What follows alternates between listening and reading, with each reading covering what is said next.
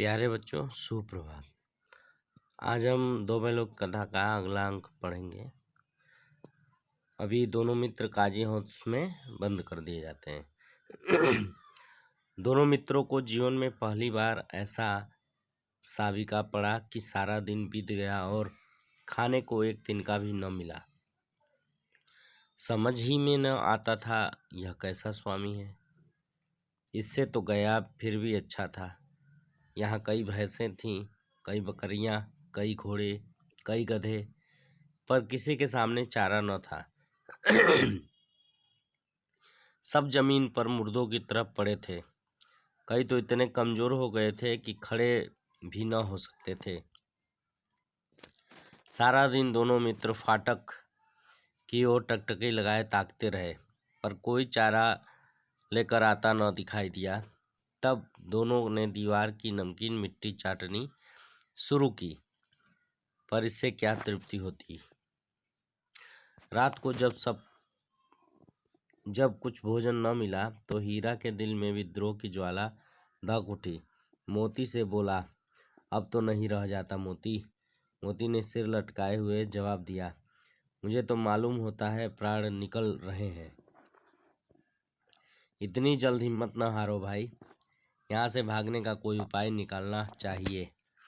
आओ दीवार तोड़ डाले। मुझसे तो अब कुछ नहीं होगा। बस इसी के बूते पर अकड़ते थे। सारी अकड़ निकल गई। बाड़े की दीवार कच्ची थी। हीरा मजबूत तो था ही। अपने नुकीले सिंग दीवार में गड़ा दिए और जोर मारा तो मिट्टी का एक चिप्पड़ निकल आया। फिर तो उसका साहस बढ़ा। इसने दौड़ दौड़ कर दीवार पर चोट की और हर चोट में थोड़ी थोड़ी मिट्टी गिराने लगा। उसी समय काजी हाउस का चौकीदार लालटेन लेकर जानवरों की हाजिरी लेने आ निकला। हीरा का उद्यतपन देख उसने उसे कई डंडे रसीद किए और मोटी सी रस्सी में बांध दिया। मोती ने पड़े पड़े कहा, आखिर मार खाई, क्या मिला? अपने बूते भर जोर तो मार दिया। ऐसा जोर मारना किस काम का कि और बंधन में पड़ गए। जोर तो मारता ही जाऊंगा, चाहे कितने ही बंधन पड़ते जाएं। जान से हाथ धोना पड़ेगा, कुछ परवाह नहीं, यूँ भी तो मरना ही है। सोचो, दीवार खुद जाती तो कितनी जानें बच जाती। इतने भाई यहाँ बंद हैं, किसी की देह में जान नहीं। 2-4 दिन और यही हाल रहा तो सब मर जाएंगे। हाँ, यह बात तो है। अच्छा तो ला, फिर मैं भी जोर लगाता हूँ। मोती ने भी दीवार में उसी जगह सिंग मारा। थोड़ी सी मिट्टी गिरी और फिर हिम्मत बढ़ी। फिर तो वह दीवार में सिंग लगाकर इस तरह जोर करने लगा मानो किसी प्रतिद्वंदी से लड़ रहा है। आखिर कोई 2 घंटे की जोर आजमाइश के बाद दीवार के ऊपर से लगभग 1 हाथ गिर गई। उसने दूनी शक्ति से दूसरा धक्का मारा तो आधी दीवार गिर गई। दीवार का गिरना था कि अधमरे से पड़े सभी जानवर चेत उठे।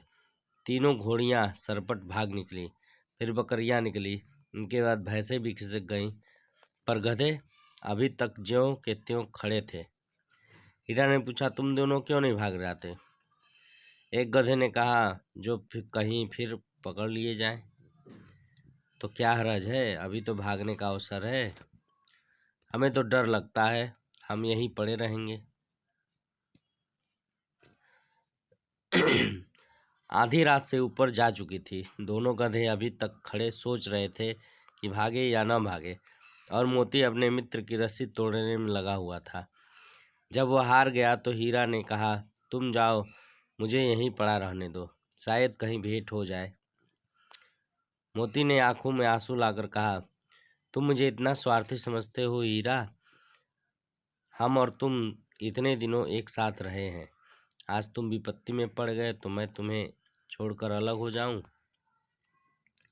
हीरा ने कहा, बहुत मार पड़ेगी, लोग समझ जाएंगे यह तुम्हारी शरारत है। मोती गर्व से बोला, जिस अपराध के लिए तुम्हारे गले में बंधन पड़ा उसके लिए अगर मुझ पर मार पड़े तो क्या चिंता। इतना तो हो ही गया कि 9-10 प्राणियों की जान बच गई, वे सब तो आशीर्वाद देंगे। यह कहते हुए मोती ने दोनों गधों को सींगों से मार मार कर बाड़े से बाहर निकाला और तब अपने बंधु के पास आकर सो गया। भोर होते ही मुंशी और चौकीदार तथा अन्य कर्मचारियों में कैसी खलबली मची, इसके लिखने की जरूरत नहीं। बस इतना ही काफ़ी है कि मोती की खूब मरम्मत हुई और उसे भी मोटी रस्सी में बांध दिया गया। अब इसका 5वां अंक।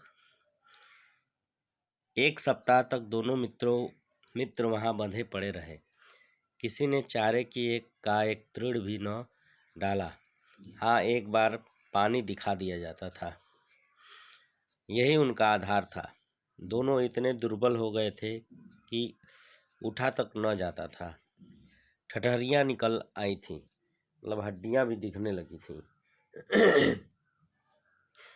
एक दिन बाड़े के सामने डुग्गी बजने लगी और दोपहर होते होते वहाँ 50-60 आदमी जमा हो गए। तब दोनों मित्र निकाल लिए गए और उनकी देखभाल होने लगी। सभी आकर उनकी सूरत देखते और मन फीका करके चले जाते। ऐसे मृतक बैलों को कौन खरीदार होता। सहसा एक दड़ियल आदमी, जिसकी आंखें लाल थी और मुद्रा अत्यंत कठोर, आया और दोनों मित्रों के कुल्हों में उंगली गोदकर मुंशी जी से बातें करने लगा। उसका चेहरा देखकर अंतर्ज्ञान से दोनों मित्रों के दिल कांप उठे। वह कौन है और उन्हें क्यों टटोल रहा है, इस विषय में उन्हें कोई संदेह न हुआ। दोनों ने एक दूसरे को भीत नेत्रों से देखा और सिर झुका लिया। डरे हुए नेत्रों से देखने लगे, सिर झुका लिया। अब तो गए। हीरा ने कहा, गया के घर से नाहक भागे, अब जान न बचेगी। मोती ने अश्रद्धा के भाव से उत्तर दिया, कहते हैं भगवान सबके ऊपर दया करते हैं, उन्हें हमारे ऊपर क्यों दया नहीं आती। भगवान के लिए हमारा मरना जीना दोनों बराबर है। चलो अच्छा हो ही है, कुछ दिन इसके पास तो रहेंगे। एक बार भगवान ने उस लड़की के रूप में हमें बचाया था, क्या आप न बचाएंगे। यह आदमी छुरी चलाएगा, देख लेना। तो क्या चिंता है, मांस खाल सिंग हड्डी सब किसी न किसी काम आ ही जाएगा। नीलाम हो जाने के बाद दोनों मित्र उस दड़ियल के साथ चले। दोनों की बोटी बोटी काँप रही थी। बेचारे पांव तक न उठा सकते थे, पर भय के मारे गिरते पड़ते भागे जाते थे, क्योंकि वह जरा भी चाल धीमी हो जाने पर जोर से डंडा जमा देता था। राह में गाय बैलों का एक रेवड़ हरे हरे हार में चरता नजर आया। सभी जानवर प्रसन्न थे, चिकने चपल, कोई उछलता था, कोई आनंद से बैठा पाघुर करता था। कितना सुखी जीवन था इनका, पर कितने स्वार्थी हैं सब। किसी को चिंता नहीं कि उनके दो भाई बधिक के हाथ पड़े कैसे दुखी हैं। सहसा दोनों को ऐसा मालूम हुआ कि यह परिचित राह है। हाँ, इसी रास्ते से तो गया उन्हें ले गया था। वही खेत, वही बाग, वही गांव मिलने लगे। प्रति क्षण उनकी चाल तेज होने लगी। सारी थकान, सारी दुर्बलता गायब हो गई। आह, यह लो, अपना ही हार आ गया। इसी कुएं पर हम चलाने आया करते थे, यही कुआं है। मोती ने कहा, हमारा घर नगीच आ गया। हीरा बोला, भगवान की दया है, मैं तो अब घर भागता हूँ। यह जाने देगा, इससे मैं मार गिराता हूँ। नहीं नहीं, दौड़कर थान पर चलो, वहाँ से हम आगे न जाएंगे।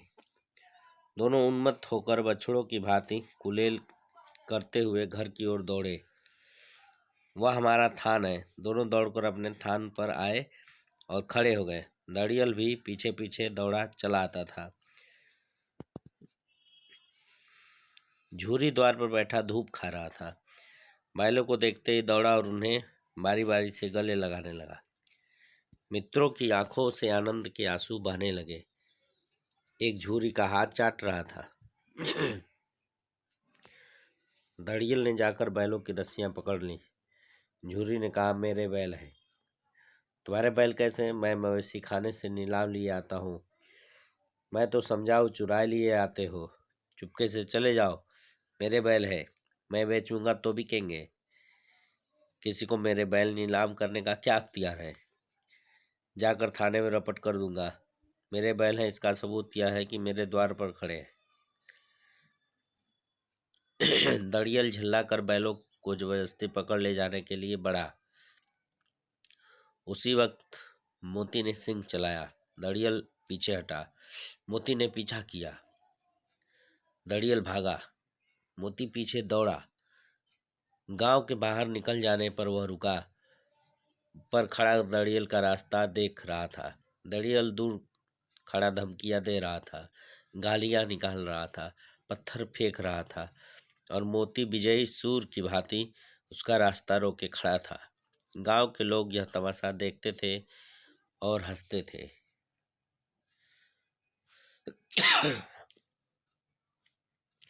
जब दड़ियल हार कर चला गया तो मोती अकड़ता हुआ लौटा। हीरा ने कहा, मैं डर रहा था कहीं तुम गुस्से में आकर मार न बैठो। अगर वह मुझे पकड़ता तो मैं बेमारे न छोड़ता। अब ना आएगा। आएगा तो दूर से ही खबर लूंगा। देखो कैसे ले जाता है। जो गोली मरवा दे। मर जाऊंगा पर उसके काम तो ना आऊंगा। हमारी जान का कोई जान ही नहीं समझता, इसलिए कि हम इतने सीधे हैं। जरा देर में नादों में खली, भूसा, चोकर और दाना भर दिया गया और दोनों मित्र खाने लगे।